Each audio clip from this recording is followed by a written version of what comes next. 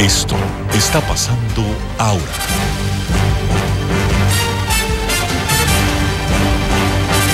Muy buenos días, Ana Rosina Troncoso les informa.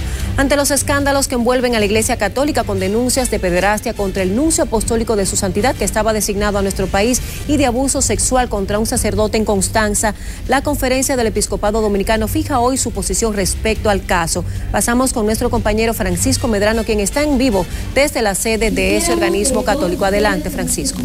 Gracias. En efecto, en estos momentos ya inició la conferencia de prensa que ofrece el Episcopado Dominicano y está encabezada por el secretario general de la Conferencia del Episcopado Dominicano, quien es su secretario general, el padre Carmelo Jerez, y que en este momento va a emitir una oración ya previo al inicio de esta conferencia de prensa. Así que escuchemos el desarrollo de la misma. Sabiduría y amor que nos fortalezca a todos en este año de la fe.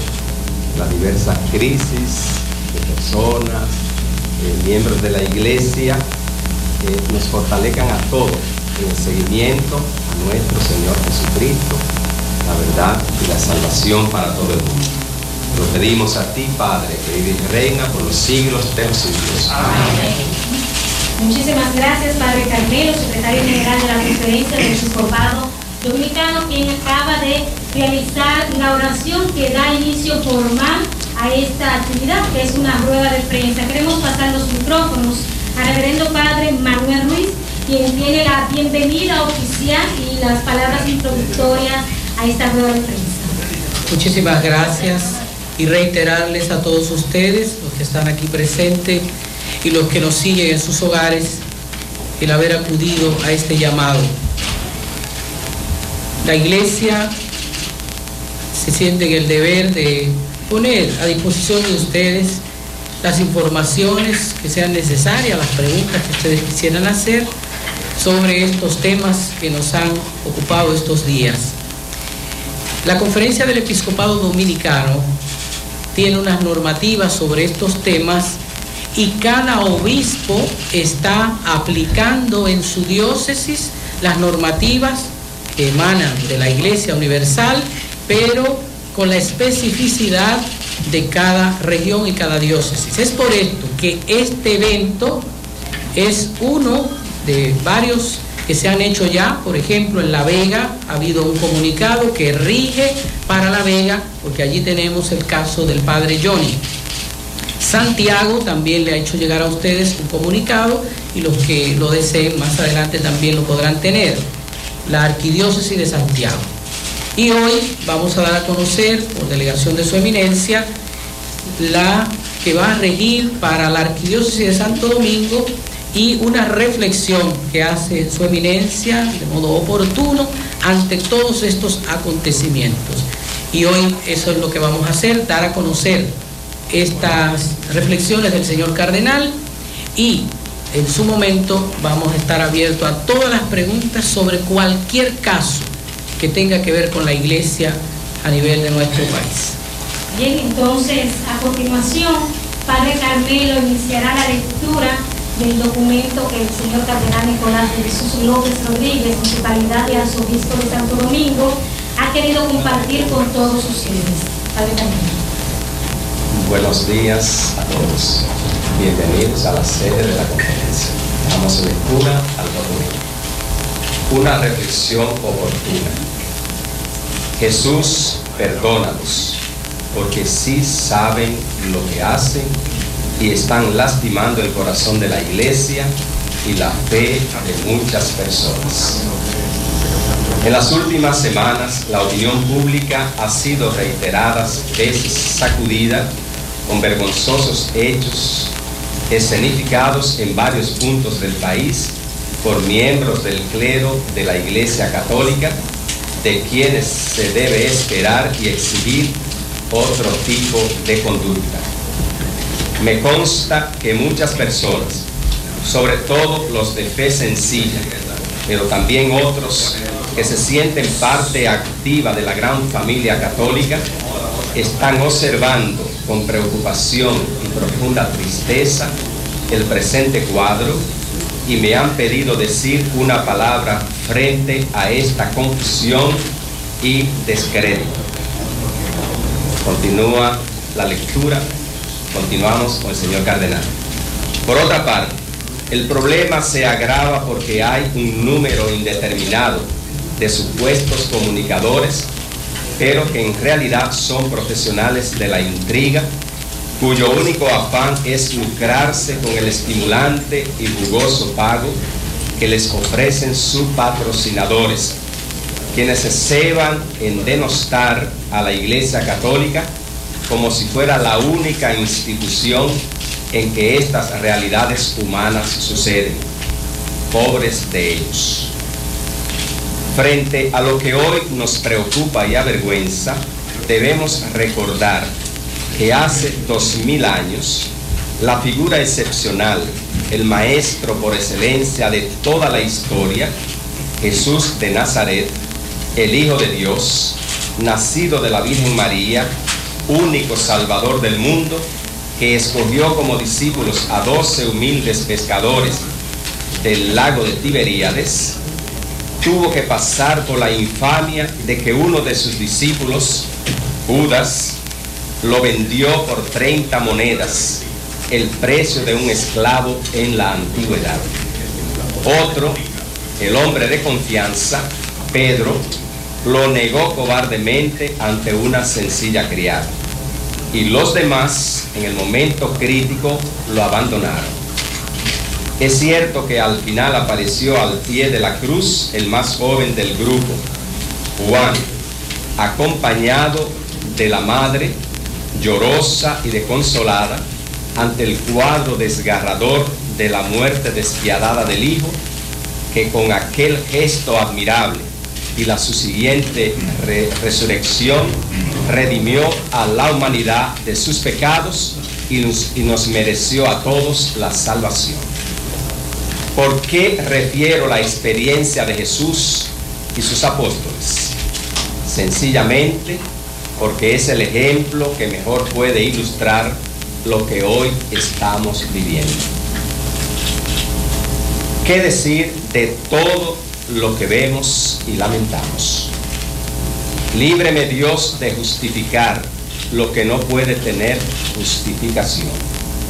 Todo obispo, el nuncio apostólico que se ha marchado es uno de ellos, como todo sacerdote, han pasado años de formación en los seminarios, pero aquí se plantea lo que a mi juicio está a la raíz del problema. Un número indeterminado de los que se preparan para el sacerdocio no tienen auténtica vocación. En el periodo de formación tienen una gran capacidad para simular lo que no son, y si los formadores no están muy atentos, se van colando entre los miembros del clero y después los obispos pagan las consecuencias de sus demanes y descontroles, como se está viendo hoy. Bueno, vamos a pedirle al padre Joaquín Domínguez, secretario general adjunto, que le dé continuidad a la lectura del documento que el señor cardenal Nicolás de Jesús López Rodríguez, en su calidad y arzobispo de Santo Domingo, ha querido compartir hoy en rueda de prensa a través de ellos. ¿Qué hacer ante lo que estamos viviendo? Reconocer con humildad que estamos ante una situación que a los hijos e hijas de la Iglesia Católica nos preocupa y avergüenza. Pedir perdón a las víctimas de los desalmados que han abusado de ellos y a sus familiares. Esta súplica de perdón la extiendo, continúa el cardenal, a la comunidad de la Iglesia Católica que se siente humillada con estos abusos incalificables, pero también a todo el pueblo dominicano que está contemplando este lamentable espectáculo con incredulidad e indignación. Lo que todos hemos visto no tiene justificación. Encarecidamente pido a la justicia, subraya el cardenal, actuar con firmeza y claridad en base a investigaciones muy serias, estableciendo las sanciones que están previstas en el Código Penal. Quien haya actuado mal, que se atenga a las consecuencias de sus actos responsablemente.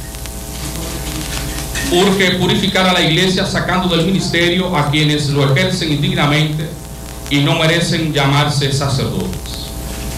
Y en este punto pido con la mayor sinceridad la colaboración de los auténticos sacerdotes, que son la mayoría, y también de la comunidad eclesial.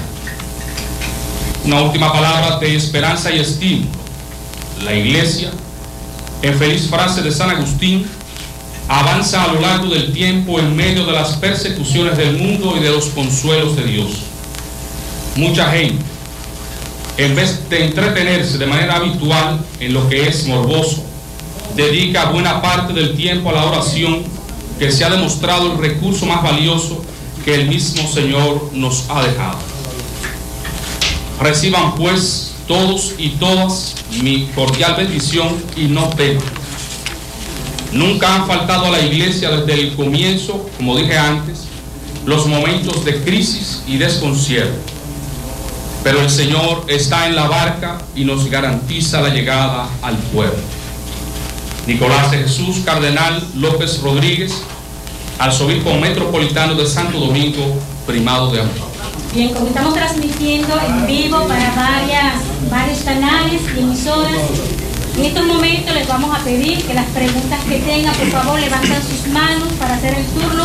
Nos dicen el medio, el nombre, por favor, y por favor, entonces hacemos la pregunta. Francisco Medrano, de CDN, Canal 37. Quisiéramos saber, por favor, con el secretario general, si la Iglesia Católica Dominicana, la Conferencia del Episcopado, hará gestiones para que Wozolowski pueda ser extraditado hacia la República Dominicana y haga frente a las imputaciones que hay en su contra. Hay una pregunta previa.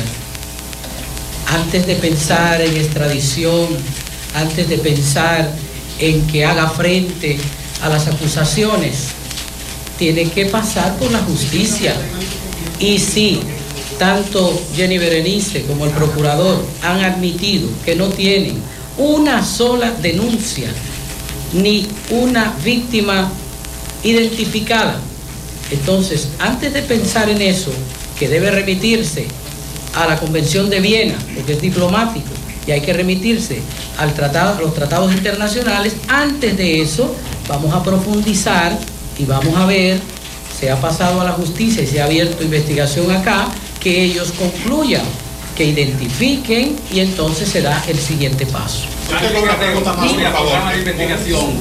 ¿Cómo es posible que dentro de la iglesia sucedan cosas como las que ustedes admiten que el sacerdote Wozolowski estuvo provocando en la zona colonial y no existe un mecanismo de auditoría interna, de seguimiento, para que pudiese detectar a tiempo esa situación? ¿Cómo pasó eso sin que ustedes se dieran cuenta? La iglesia, usted dice, admite todo lo que pasó en la zona colonial. Es importante puntualizar que la iglesia sí tiene sus mecanismos internos y el Lombardi ha dicho que se ha empezado una investigación, pero en modo alguno se ha dicho que hay una acusación per se, porque las normas de la iglesia son más amplias y más drásticas que las particulares de acá, y ha sido llamado, y como los otros casos. Si quiere podemos introducirnos en eso, en los puntos concretos que llevan, sobre todo su programa, a decir que real y efectivamente hay una culpabilidad.